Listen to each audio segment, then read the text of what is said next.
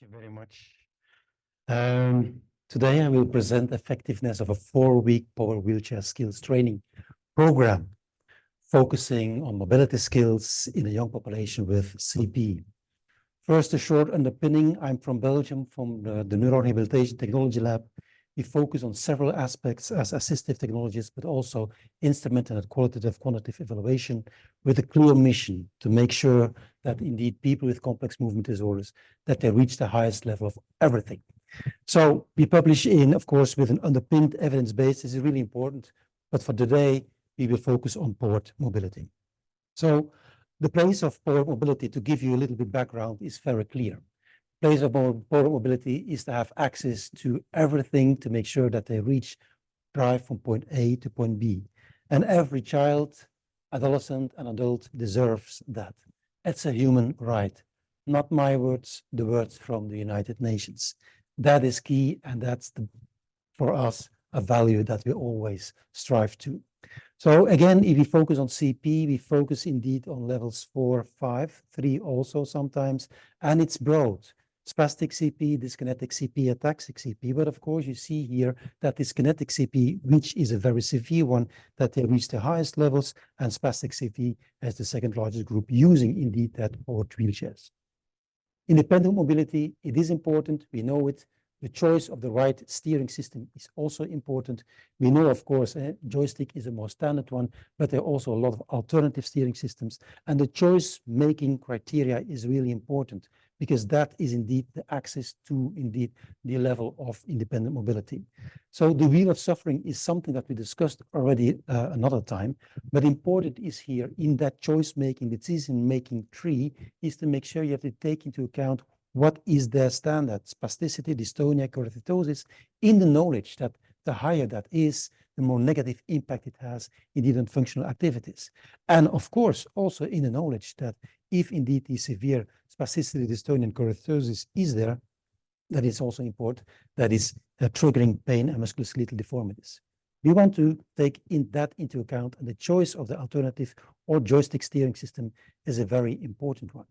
The wheel of suffering is one, so that's the reason also you have to take into account the developmental ladder, that you sometimes have to use the head instead of standard joysticks.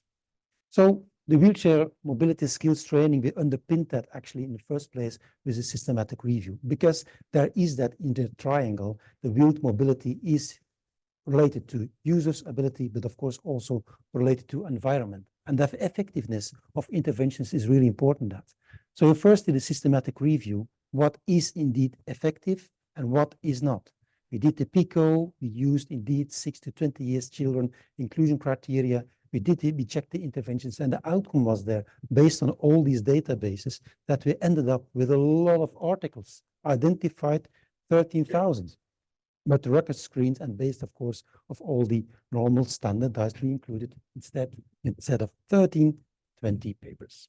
Based on that, we found several things. Several things that activity is important towards the level of activity, of participation, quality of life, but also important that you have several levels of several standard wheelchairs. Powered wheelchairs, of course, have computer simulation also in that. And what is the take home of the first results here? Of the first results of this one is indeed we included 203 people of these papers, spastic, dyskinetic, CP, etc., and with the level of experience up to not experienced.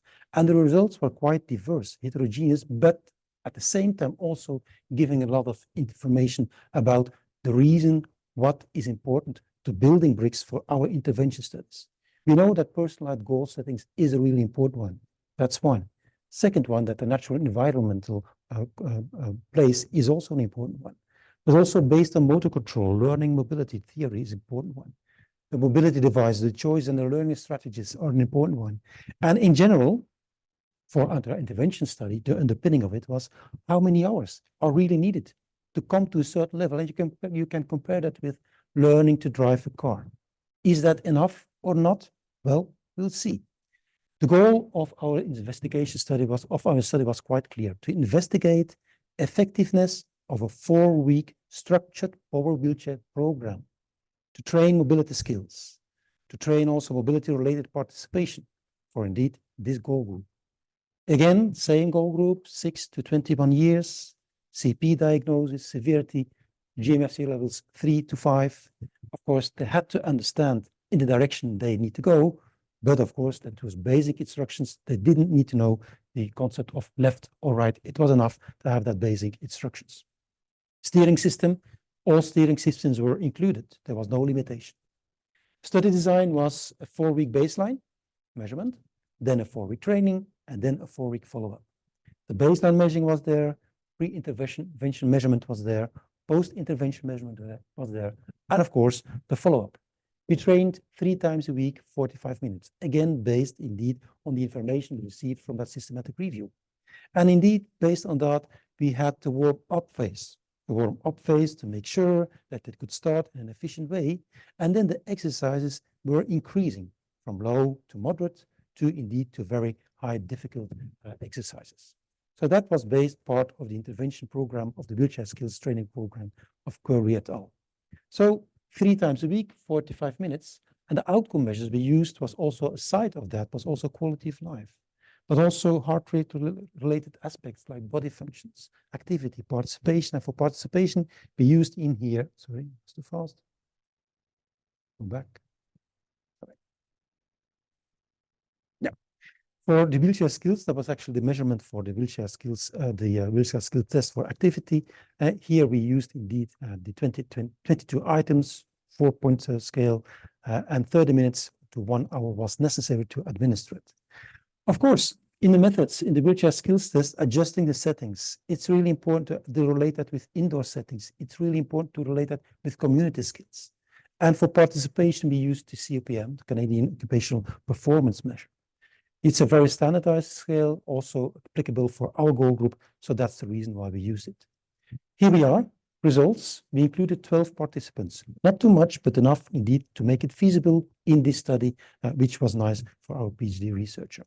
The mean age was 15 years, approximately almost 60 years approximately.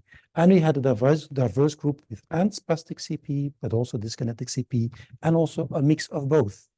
Severity was indeed the largest group, were people with GMSC levels 4, but also one with 5. That is strange. 5, yes, it was a 5.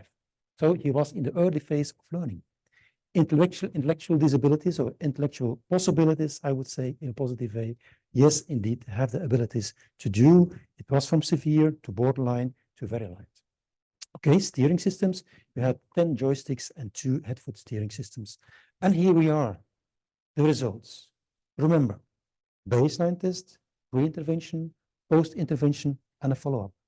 I think it's quite clear what the increase was in activity based on these 3 times a week, 45 minutes over a period for 4 weeks. There is an increase in that wheelchair skill test, and it's quite clear. That's one. And it's significant between T1 and T2. That's clear. Second part was, of course, the follow-up phase. Okay, it was, P was 1, but at the same time, you can see in the follow-up phase, there was also no decline.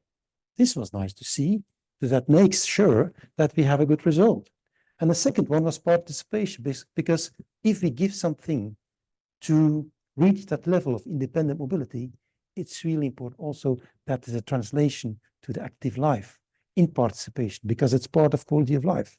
And here we can see in the performance factor and the satisfaction factor, baseline again, pre-intervention, post-intervention, and a follow-up, there was an increase. It was less significant, but at the same time, still significant enough between pre-intervention and post-intervention.